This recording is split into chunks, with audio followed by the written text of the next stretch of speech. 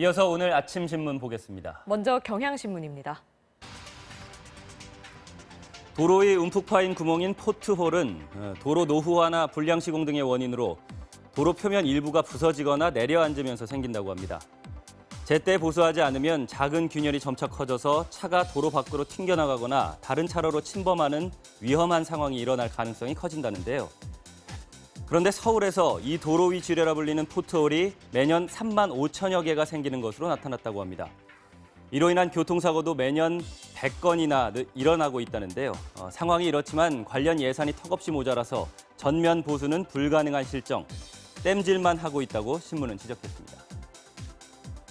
아파트의 부속물로 인식되던 단지 내 상가가 바뀌고 있다는 내용입니다. 부동산 중개업소, 미용실, 편의점 같은 뻔한 상점은 줄이고 SNS에서 유명한 동네 맛집과 젊은이들의 감성을 자극하는 문화예술, 오락시설로 중무장하면서 지역을 대표하는 이른바 핫플레이스로 떠오르는 사례가 잇따르고 있다고 합니다.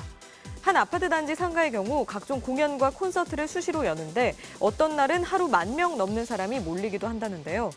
이 때문에 대형 쇼핑몰 주변 아파트들을 사람들이 선호하면서 집값도 덩달아 오르는 이른바 몰세권 효과가 나타나기도 한다고 합니다. 가정폭력, 강간, 강제추행, 불법 촬영 등 주로 여성을 대상으로 한 범죄가 발생 지역에 따라 차이를 보이는 것으로 나타났습니다. 경찰청이 최근 3년간 서울 시내 31개 경찰서별로 분석한 결과 지난해 가정폭력 신고 건수가 가장 많았던 곳은 노원서와 강동서 순으로 확인됐다고 합니다. 경찰은 두 경찰서의 가정폭력 신고가 많은 이유로 경제적 문제를 꼽았다는데요. 또 지난 7월 공분을 샀던 원룸 강간 미수 사건의 발생지인 관악서는 서울에서 여성 1인 가구가 가장 많이 거주하는 지역이기 때문인지 주거침입 성범죄 최다 신고지로 꼽혔고요. 클럽이 많은 홍대 지역을 담당하는 마포서는 강간 강제추행 신고 건수가, 지하철 노선이 몰린 강남서는 불법 촬영 신고 건수가 가장 많았다고 합니다. 일부 지방 아파트 단지들이 갑자기 날아든 수천만 원대 부가가치세 폭탄에 쩔쩔매고 있다는 내용입니다. 아파트 입주자 대표회의들이 재활용품 수거나 알뜰장터 임대료 등으로 거둔 자체 수익 사업에 지방국세청과 세무서가 최대 7년치 부가세를 내라고 요구했기 때문이라는데요. 충북 지역에선 약 70곳, 광주시에선 40여 곳, 부산시에선 150개 단지가 부가세 납부 요청을 받은 것으로 알려졌는데 아파트 단지들은 사전 예고도 없이 몇 년치를 한꺼번에 내는 것은 부담이 크고 제때 고지하지 않다가 가산세까지 물리는 건 과하다고 호소하고 있다고 합니다. 구글은 이용자가 지메일 계정을 만들려면 유튜브 시청 목록, 사진, IP 주소 등 57개 개인정보 수집 항목을 클릭해야 한다고 합니다. 페이스북도 사진 촬영 장소, 스마트폰 주소록 등 51개 개인정보 항목을 수집하고 있다는데요. 이에 비해서 네이버와 카카오는 수집 항목이 각각 12개와 18개뿐이라고 합니다. 네이버와 카카오가 이용자의 개인정보에 욕심이 없어서가 아니라 데이터 수집과 활용에 관한 규제가 국내 업체들의 발목을 잡고 있기 때문이라는데요.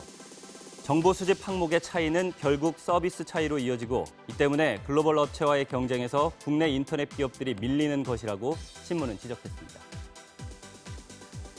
최근 군산에서 길고양이가 단단하고 날카로운 수렵용 화살촉인 브로드헤드에 박힌 채 발견된 사건이 발생했는데요. 그런데 동물뿐 아니라 사람의 생명까지 해칠 수 있는 이 화살촉이 인터넷 등을 통해 아무런 제약 없이 판매되고 있다고 합니다. 신문에 따르면 한 포털 사이트에서는 브로드헤드가 한 개에 4~5천 원 정도에 팔리고 있습니다.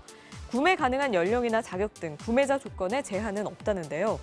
브로드헤드의 무분별한 판매가 갈수록 빈번해지고 있는 동물학대로 이어질 수 있다는 우려와 함께 사람도 살상할 수 있는 무기가 아무런 제재 없이 판매되는 건 문제라는 지적이 나오고 있다고 합니다. 통계청에 따르면 올 2분기 온라인 해외 직접 판매액이 지난해 같은 기간보다 약 49% 증가했다고 합니다. 분기 기준 역대 최대치로 물류업계는 K-팝 열풍에 따른 K-굿즈의 역직구가 급증했기 때문으로 보고 있다는데요. 그런데 K-굿즈 역직구가 늘면서 국제 특송업체들이 고객 서비스를 강화하고 있다고 합니다. 해외 K-팝 팬들에게 배달되는 스타들의 기념 상품에 자칫 문제가 생기면 팬들의 집단 항의를 받을 수 있기 때문이라는데요. 또 엄마가 K-굿즈 산 걸 모르게 해달라는 팬들의 요구가 쏟아지면서 무인 보관함 설치를 늘리는 업체도 생겨나고 있다고 합니다.